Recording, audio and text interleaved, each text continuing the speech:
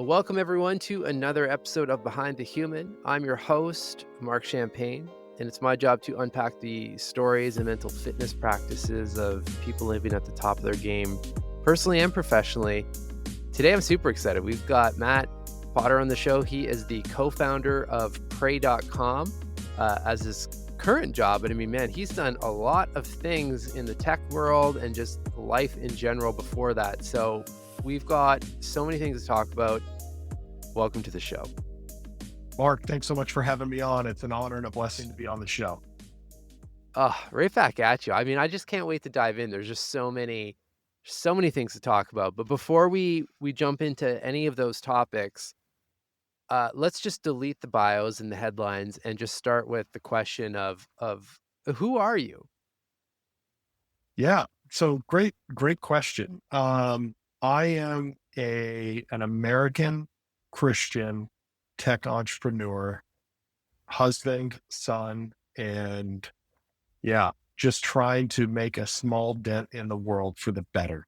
That's my goal, and use my God-given skill and talents to improve the world in mental and spiritual health. So Oof, well that's the goal. said. Well said. I like that. I like that a lot. Just to give listeners a bit of a tease, but what do you think, just knowing we've talked a little bit prior, but what do you think listeners, if they stick around, which we hope they do, of course, will gain from this conversation, even if they're not particularly religious? Yeah, I would say even if you're not religious, and which I'm excited about, I would say hopefully I can pique your curiosity on how uh, Christianity and religion can help your mental health, and how spirituality and practices that go back 3,000 years, that helping people going back 3,000 years can help us 3,000 years into the future. So, That's I mean, you've got my curiosity. It's interesting. I was telling you a little bit before we hit record, but I feel like I'm probably part of a pretty large group out there that would identify as kind of where I'm at, and especially the listeners of this show. I'd say many of us are very spiritual, just given the nature of how this show spun up through a reflective journaling app, which I think I told you when we first met. Our app, yeah. I would say our users were very much religious, actually, because I mean, of course, you're journaling about the Bible and just journaling in itself or in general. But I've never, and this is probably just my upbringing, I've never really considered myself very religious, and more so spiritual, and like pulling different pieces from different cultures and so forth. But I think you really nail it in the sense that we forget that, especially when it comes to the practices and a lot of the teachings, like this isn't new. This is stuff that's been tried and true for like literally, as you said, thousands of years. So, That's right. like, let's leverage this, right? Yeah, absolutely. And if you can, if you can get over, so I think people, religion gets a bad name, right? Because a lot of things are Yeah. done in the name of religion, right? But Yeah. these practices and these things in this book that goes back thousands of years have helped people, since the beginning of, well, if you're a Christian, since the beginning Bit of of time. time, Yeah. right? Yeah. Uh, and and actually meditation was in the Bible long before it was in a lot of other religions as well. So, because we can trace the Bible, going back all the way to the Dead Sea Scrolls and beyond. But it's Okay. pretty crazy how, even Jesus says to meditate, and he did, and he prayed for long periods of time to help with his health as well, Yeah. and to get through a trying time in the desert where he went 40 days and 40 nights with, no food and water, right? So pretty crazy to think about Yeah. that meditation has been around for so long, but we're talking about it just now like it's some new thing, like, oh, Peloton bike and meditation, right? Like, Uh, where did this come from? yeah, when it's literally in the Bible. So if you can get beyond a lot of the things with religion and implications that it has, and just say, Yeah. no, this is actually my personal relationship. It's it's introspective relationship. And this book has a framework that people have followed. It's a playbook for having the best life and not the most rich life, right? Not the most wealthy life, but the best life. So that, one Yeah. day you can say, I don't have any regrets, right? I Yeah. was a good father. I was a good wife. I was an incredible person and I made a change in the world that helped other people. And, that's really what I think about all the time. So, Well, I mean, I don't wanna put words in your mouth, so I'll say it from my side of things, but I think you can say that you can have a rich and, joyful and beautiful life, especially when it comes to your internal empire.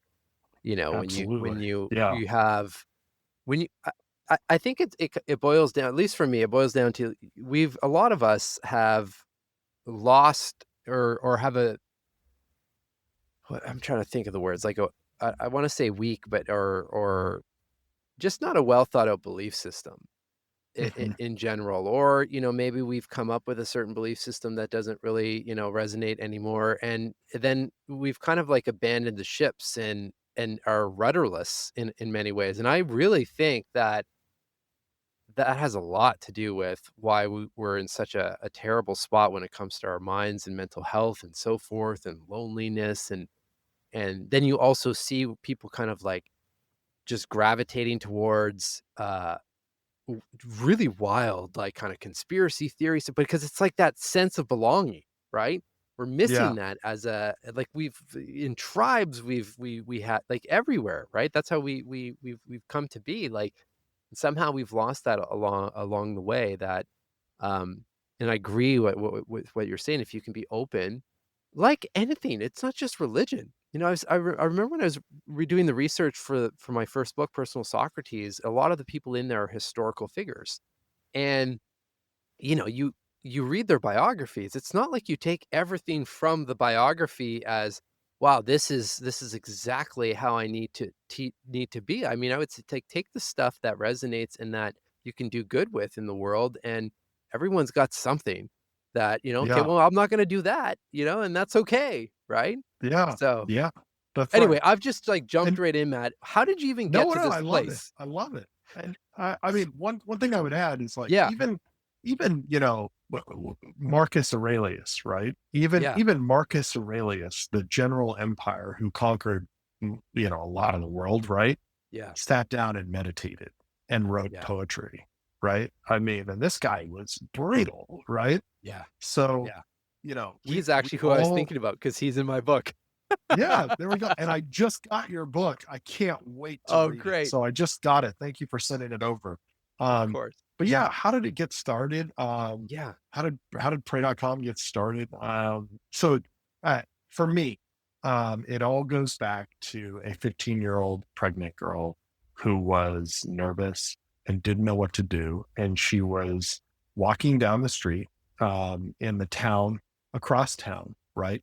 Going to an abortion clinic. And Mm, because she was nervous, she didn't know what to do, right? And thank God, but on the way there, she stopped into the church because she wanted to get some advice on the biggest decision she was going to make in her life up to that point. And when she popped into that church, she talked to the pastor, and the pastor was a new pastor, and he was like, oh, super nervous to talk to yeah, this girl, right? Because the pastor's like, this is a life or death situation. And yeah. so he calls his friend in Los Angeles, the pastor's friend. And the pastor in Los Angeles says, I've been counseling this married couple. They're going through a really tough time. They've been trying to have children for 10 years and couldn't. Why don't you ask that girl if she'd be willing to give her baby up for adoption Oh, instead of wow. walking to that clinic? And the girl said yes. And I was the baby the girl brought into that church, and I got Oh, adopted wow. because of these two pastors that I were have friends. goosebumps. Yeah, it was really just it was God, right? You can't Yeah. explain it, right? Um, so for me, that's how it started out. And I grew up in Wow. Southern California here and went to high school out here. And my sophomore year of high school, I got the really unique opportunity. a buddy of mine said, "Hey, I'm going up. My dad works at this company called Pixar. You want to come with me?" And I No said, way. "Yeah, let's go." And I got to meet Steve Jobs. And Okay. that was just super inspirational for me because Steve Jobs is also adopted. I didn't know that going into it, but Yeah. after leaving and meeting him, and he's so inspirational, right? Um, depending on who you talk to, he can be a rough guy to work for, but he's Sure. super visionary, We take the good, inspirational. remember? That's right. That's right. And so I walked away from that going, man, I am, first of all, I'm adopted. My adopted family, everybody's good at sports. Everyone's like, getting D1 scholarships for football. I'm like a baby giraffe, on the playing field. And so when I left that meeting with Steve Jobs, I was like, wow, I can get into computers. And I had been taking apart computers and stuff and got into software. So my senior year of college, when I think I only had like 3 credits left, and Steve Jobs gets up on stage and launches the App Store. And I Oh, called my wow. mom and dad and I said, "Mom, Dad, I'm dropping out of school. I'm done. I know what I'm going to do. This is what I'm going to do. Apps are going to change the world." And no one had even, like, only the nerds of the nerds go and watch the Worldwide Developer Conference, right? Yeah. So at this time, At that right? time, I was gonna say, now it's Yeah, an at this event. time. So my parents had no idea what an app was. They're like, "Is it a restaurant? Is this some appetizer thing? What is he doing?" And I just hung up the phone. And so I started a company. It's called Homestack with my co-founder, Will. He's absolutely incredible. And we started building software. And so we Okay. built a white label SaaS product for real estate companies. And we ended up, after 10 years, building over 8,000 apps in the App Store for all the major real estate companies in the United States, their franchise locations, their largest teams. And so it was really fun. Like Keller Williams, Century 21, Yeah. Sotheby's, Angle and Volkers, Pinnacle State Properties, Oppenheim Group that's on selling some that on Netflix that everyone's talking about now, right? Yeah. So we built all their apps, and it was Wow. super fun.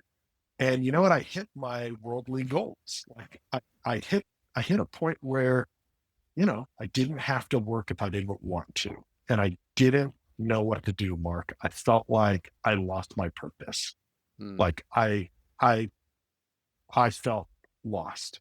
And it's funny because I talked to my buddy that worked in Merrill Lynch. They have psychologists on staff for the high net worth division at Merrill Lynch because people just, they feel Yeah. like they lost their purpose. Right. And so I called my pastor. I asked him, "Hey, how can I help and give back to the church? What, the church has given me so much, my life. What can I do for them?" And so, to a hammer, everything's a nail. My pastor was like, "We're opening a new campus. Want to be a campus pastor?" And I was like, "I'm an introverted tech entrepreneur who didn't go to seminary. That sounds terrifying. I don't know if I'm going to give people the right advice, Yeah. or have the empathy needed." But um, I was like, I'll pray about that. I'll pray about it. And I did. And the very next day I ran into my good buddy, Steve Butina. And Steve and I grew up in the same hometown. Steve was a lot better at sports. He won a Rose Bowl under Pete Carroll, playing football for USC, did a great job, started a company as a homework assignment, built out YouTube channels for Fortune 500 companies. He sold that company and became the 29-year-old CEO of the world's largest aerial production and surveillance company. So they had 40 helicopters, planes, and jets. They would work for Sony, Paramount, Warner Brothers, doing like Jurassic Park, Transformers, every movie Wow. with a plane or a helicopter, they did like 90% of them. And Okay. so Steve was filming a movie in Colombia with Tom Cruise called American Made. And in the filming of the movie, Steve's business partner died in a plane crash. And Steve didn't know what to do. He just experienced this massive tragedy. And now there's a big hole in his heart. And he had never dealt with a tragedy like that so sudden. And so he did what all millennials do. He went on YouTube and he's like, "How do I deal with this?" And he's listening to Tony Robbins, Deepak Chopra, and, Yeah. going to Soul Cycle, drinking green juice. All of those things are good, but it Yeah. never really filled that hole in his heart. And he was coming to work one day and Steve had hired a bunch of former Navy SEALs because Michael Bay, director of Transformers, loves Navy SEALs. And so Okay. they had hired, and Navy SEALs are great. So you hire them, they can hang out helicopters with cameras. It's all easy for them, right? Yeah, For me, exactly. that's like, I'd be like, oh, I'm out. Yeah. Um, but a former Navy SEAL just walked up to Steve and said, "Hey, how are you doing? Like, what are you Mm, doing for yourself?" And as men, that can be a hard question, right? yeah. This guy is a tough, big Navy SEAL and has been through a lot of stuff, right? Um, we'll leave it there. But Sure. just walked up to Steve and said, "How you dealing with this?" And Steve had an answer, and the Navy SEAL just didn't like the answer. And he said, "Look, I dealt with leadership under duress where people have died. Yeah. And what gets me through is God. And I want you to listen to this audio sermon from a pastor. It's going to change your life." And Steve never even knew like a pastor or anything like that. So he's like, "Pastor, what is that? Fake priests? They can get married and have Yeah. kids?" And the Navy SEAL was not having any part of it. He was like, "Just Steve, listen to me Just listen to it. and Yeah. listen to the audio sermon." So Steve did, and it changed his life. Wow. And it impacted him so much that he wanted to help other people. And so he had been ruminating on this idea with his wife, of the digital destination for Christians, because no one had built it yet to help people who were struggling just like him. Yeah. Mm, And so he's ruminating this idea, and we randomly run into each other at a coffee shop.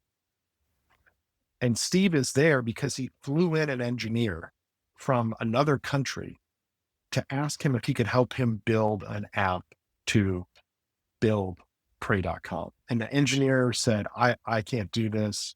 I'm an e-commerce person. Like, this is a media app. yeah. Like, I can't do it. And I happened to be in line at the coffee shop at the same time as Steve was leaving. And I just pulled him aside and said, "Steve, what's going on?" Because we'd known each other, since high school. And I Okay. said, "Steve, how you doing? What's going on?" And he tells me the entire thing. He said, "Steve, I'll help you. I'll do it for free. I built 8,000 apps in the App Store. What do you need?" And, some people would say that's the universe, that good luck. Um, I would use the word providence. I think Oh, God yeah. made that meeting happen. Right. Yeah. Um, For sure. and so Steve and I got together on that day, and Steve had two other folks that he was working with, incredible co-founders, uh, Mike Lynn and Ryan Beck. And I joined up with them, and I stepped down as CEO of my company, and we started Pray.com in October of 2016. And it's just been an incredible amount of hard work, but Yeah. it's been an amazing journey, and we've really just been enjoying the journey. Look, we were in a broom closet for like 3 years in Santa Monica. I was driving an hour and a half each way to get to work. It was Sure. tough. It's the most fun thing you never want to do again. Yeah. Starting up from scratch, right? I I hear forgot. I you. was like, wait, I started my first company. I did this. And then I was Yeah. like, wow. It's like when you stop working out and then you start working out again and you're sore and you're like, oh, I remember Yeah. this. And then you Yeah. shake off the cobwebs and everything starts working again. And so, Yeah. um, I feel yeah, with it was companies, fun. Matt, it's like because I said this before too. It's like we forget, but I think I think it's just our survival mechanism, basically blurs that out so that Yeah. you can continue to exist. And then you're like, oh wait, that's why it was Yeah. so hard, right? That's Totally. incredible. It I was mean, and fun. let's just for the listeners' sake as well, like I mean, hard work and just beautiful moments that were, I agree, I think meant to happen.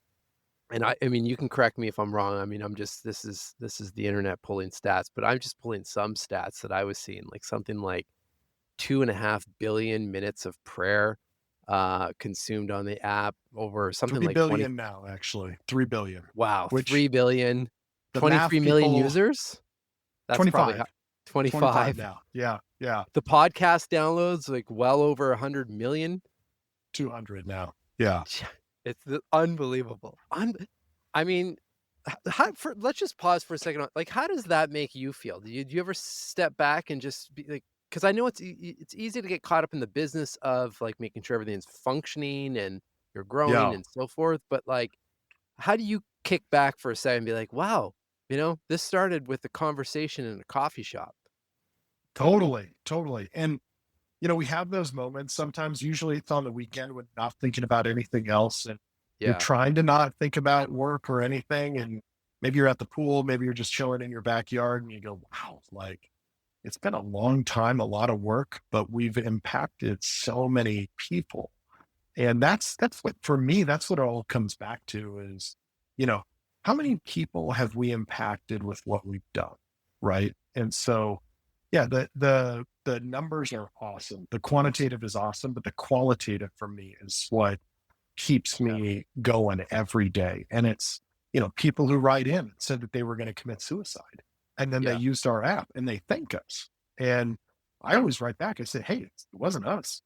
Your friend texting you in that moment when you were going to commit suicide, sharing you a Bible verse from pray.com or a devotional or an audio sermon, that was God. That wasn't us. We're Mm, just we're just following his plan for our lives, right? And I think yeah.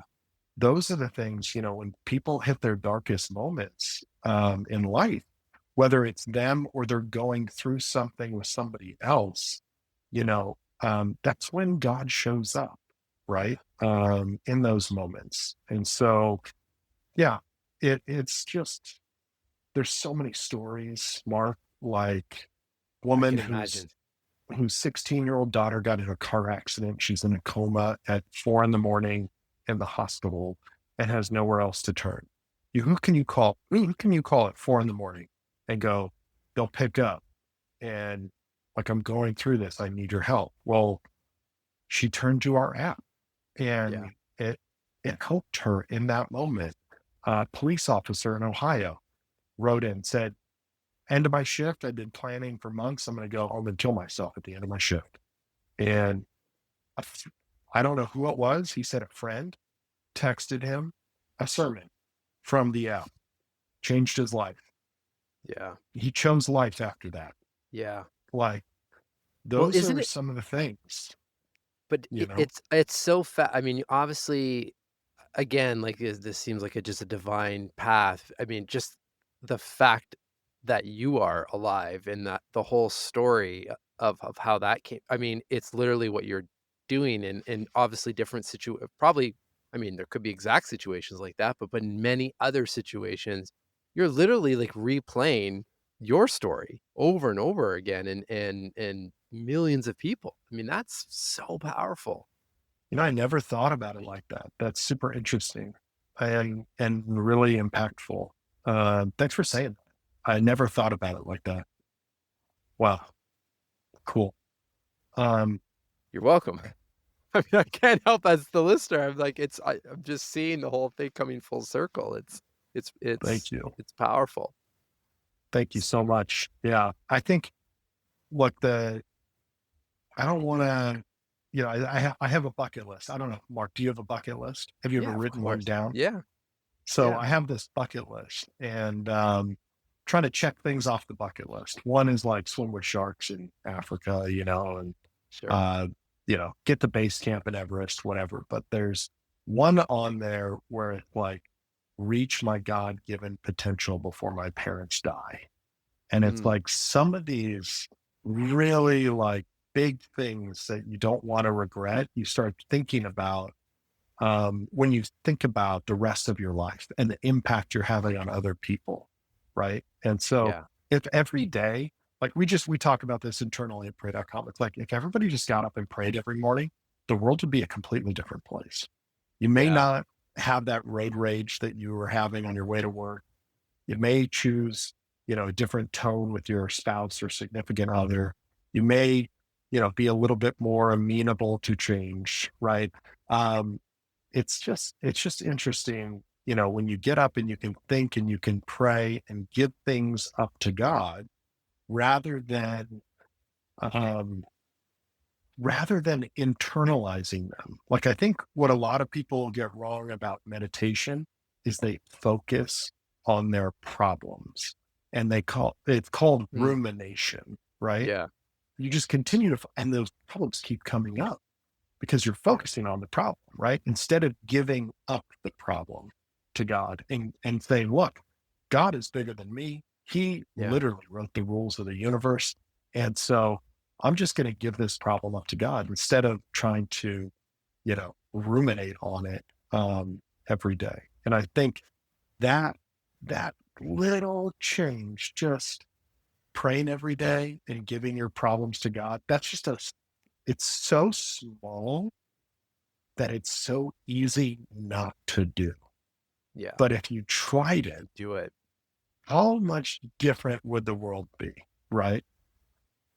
That's a really interesting reflection and question, and I tend because I mean, I'm glad you brought this up because I wanted to ask you about just prayer specifically, and I'm gonna ask some real maybe silly but basic questions just to ground the conversation. But a lot of what you're talking about in my world, it would be called just mental fitness essentially in the Yeah. morning or whenever you're using it, and to your point, I think we try to complicate this stuff, and it's doesn't have to be like that. It literally can be seconds No. or minutes that have the ripple effect and the potential to literally change, hours, if not days, and in some cases, literally lifetimes of whatever may be going on or mental torture or decisions. I mean, and it just over time it stacks. So my question, I guess, I'm just curious of your opinion. Like at its core, what is prayer?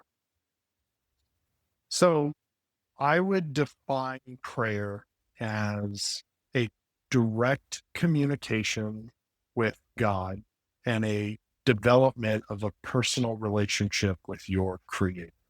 I would say Hmm. that is what prayer is defined by. And then you get into a lot of specifics like how to pray and what to pray for and what not to pray for. And everyone has a lot of opinions, right? But I'm if sure, yeah. Well, and you see the Hollywood versions of this, which is often, people praying during times of like you're at the end or someone is sick that's what they show, right? Like you're doing a or a prayer in a meal, moment like right? Yeah. correct. Yeah, correct. You're right. You're right. Which I mean, all use cases, of course, but I'm interested or more interested, I should say, in kind of like the example that you were talking about, waking up in the morning and or Mhm. whenever in the day and having that moment. So like what does that I guess what does that look like or what are some for those who maybe have never prayed or are interested, like what are Yeah. some ways we can use this? Yeah. And so in your world, Mark, like with journaling, right? It's like have gratitude and be grateful and meditate and take time for yourself and be introspective and a lot of those things. Well, prayer is really just that, but Yeah. having a personal relationship with God, right? So, being having gratitude for life and being able to wake up that morning, right? And asking God or telling God, thank you for allowing me to live another day and the sun comes up, Mhm. right? And the world is still spinning. So, have just having a mindset of gratitude and thankfulness for the little things every day is, a big part of prayer. Having, praying for, the Bible says to have big prayers too, right? So, Okay. praying for a miracle, praying for health, praying for your family and friends. I always when I pray, it's like having a conversation with a friend. I don't need to add a lot of extra formalities. You don't need formalities. You come to God as you are, right? Yeah. And you can just literally start by closing your eyes, bowing your head, and and thinking to yourself or having a conversation internally, or you can verbalize it too. It doesn't matter, Sure. and just thank God for another day. Thank him for your spouse or your significant other or the things that you have in your life. Like it is such a game changer when it comes to every day and being able to tackle a day because it is tough. right now. We live in the Yeah. most busiest time like life we've ever lived. We live in the most connected world, but with the least amount of best friends, right? Yeah. Um, it constantly being barraged by notifications and everything is fighting for our focus, right? And so taking that time for yourself and developing out that personal relationship with God, just like having a conversation with a friend, it is as easy as that.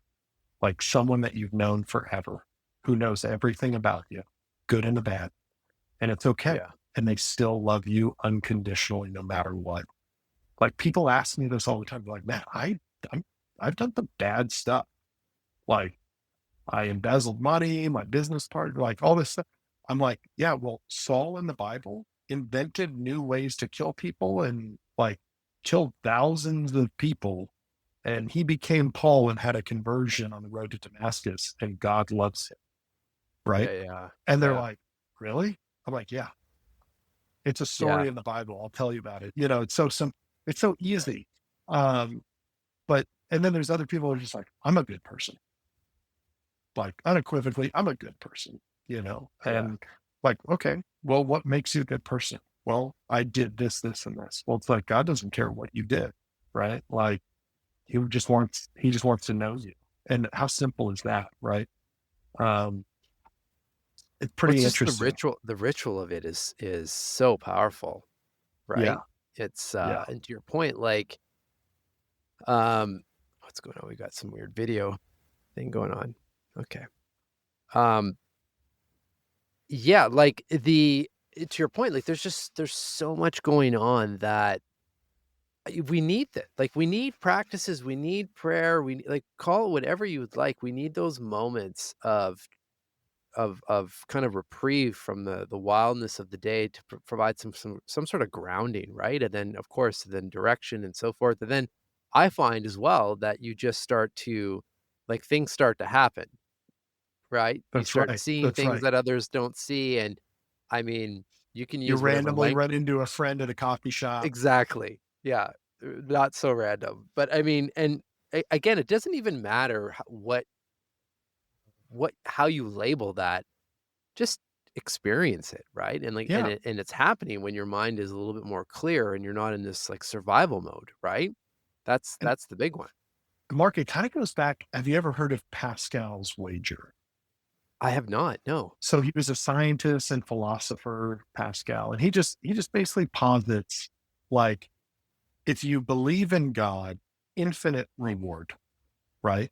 If you Mm, don't believe in God, what is the risk? Finite loss, exactly. right? Yeah. You lost 10 minutes in your day because you prayed, you know, and it actually helped you, right? We Yeah, can what's the prove downside? scientifically that it, yeah. So that's called Pascal's wager. And so Okay. it's like, it, understand if you're anti-religion or anti, you know, things happen to you in your life, I understand. We completely understand, right? Yeah. But it shouldn't change. God hasn't done anything to you in your life, like in a negative way.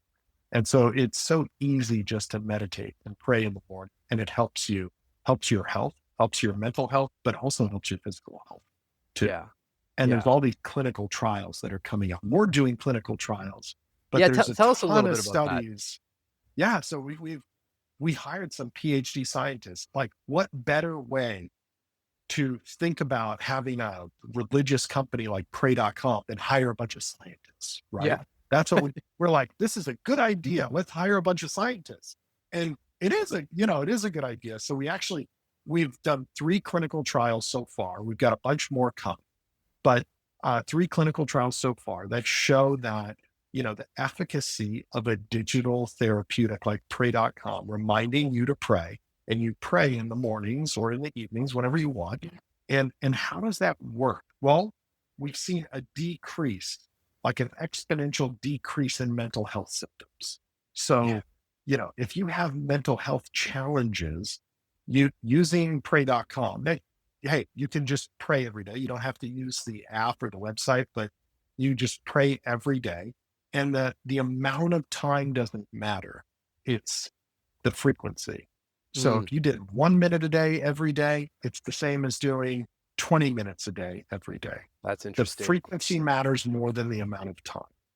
And if you just do that every day, you'll see a reduction in anxiety, a reduction in depression, a reduction in, hopelessness, some of these mental health symptoms that a lot of people are dealing with. And yeah, we've done a couple trials. One just, showing, does it happen? What is the efficacy? Like, what is the amount Yeah. of reduction? Then is it frequency or is it time? Is it, there's all these different things that we've done. And it's really amazing. I'm a Christian, so I believe God, I'm created in the image of God. So for me, it's just like, hey, yeah, God created me. I talk to God, I feel better, I get better. That makes sense, right? Yeah. But for other people, they're discovering it and it's new. And it's interesting to think about though, because we are all created in the image of God. So it's like when you talk to God, wouldn't that help you? Yeah. Yeah, it does help you. Right. Yeah. And we can prove Intuitively, it it all makes sense. scientifically. Yeah. Yeah. But you're to your point, it's nice to actually put some science behind it, because I see this too in just in the spiritual world in general, let's say, with a lot of the different practices and the like things that you can do, like breath work and so forth. I Yep. mean, once again, like these aren't new.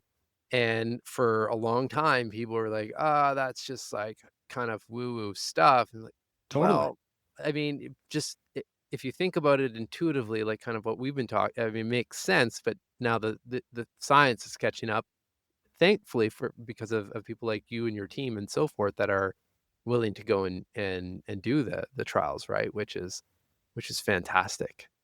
Yeah, and there's a Yeah. bunch of other people doing trials too that are even more sophisticated, like fMRI, functional MRI, where it's like live, and then they ask someone to pray, Oh, and you wow. can see gray matter density changes in the brain. There's all sorts of amazing things. So it's not just a bunch of surveys like "How do you feel today?" compared to "How Yeah, did you yeah. feel yesterday?" Like they're That's we're cool. we're not doing those fMRI. That's way more sophisticated, but it's incredible that people are doing that and measuring it and showing the results. And it's amazing to see, the spiritual realm, Christianity being able to Yeah, help you with your physical body as well as yeah. your mental health. So, So, where do you see?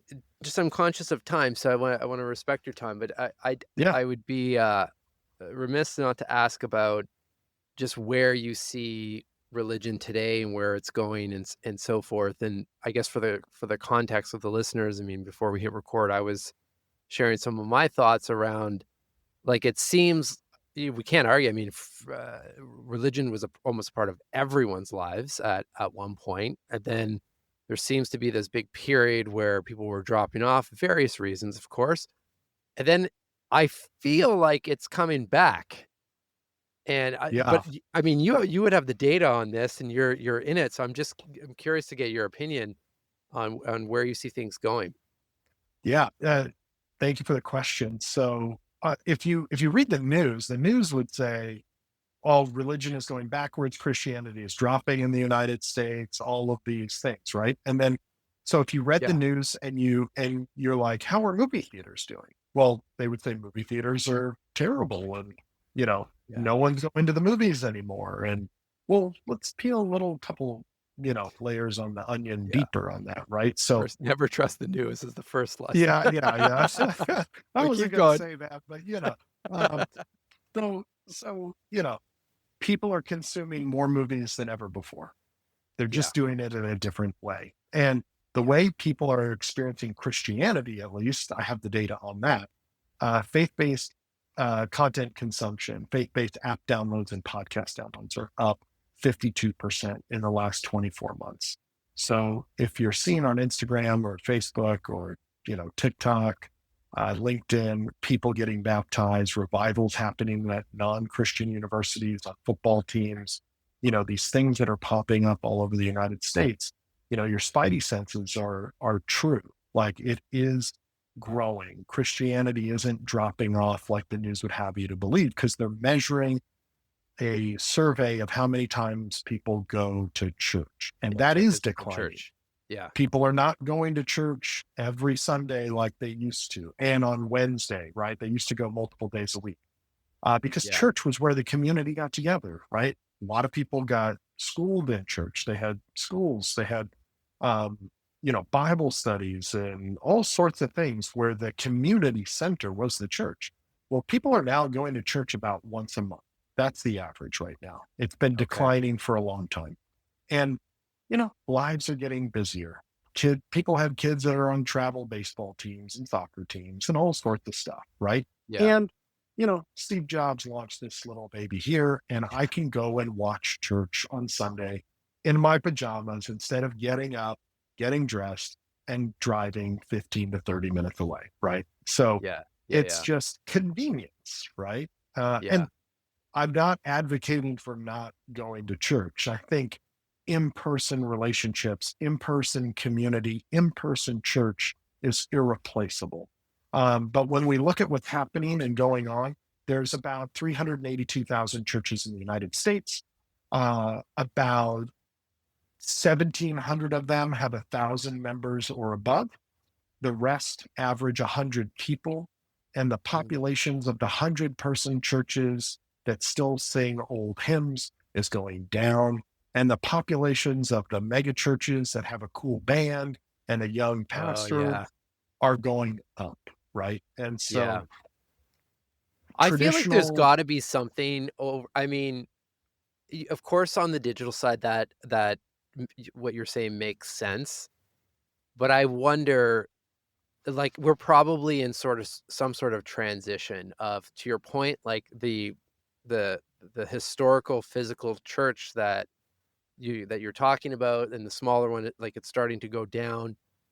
But I feel like something's gonna shift because we're, like, longing for in-person experiences, and we're still kind of, like, in that transition that I don't know what that's gonna look like, maybe it is once a month and they're bigger events of some sort or something yeah, else, but something I don't know, intuitively, I feel like something's gotta give and because we need it, yeah. right? I think your intuition is spot on. Like every time, things swing one way, they always swing back, Yeah, right? And so yeah, you have a lot of people, myself included, who work remote, who are on Zoom all day long looking at screens.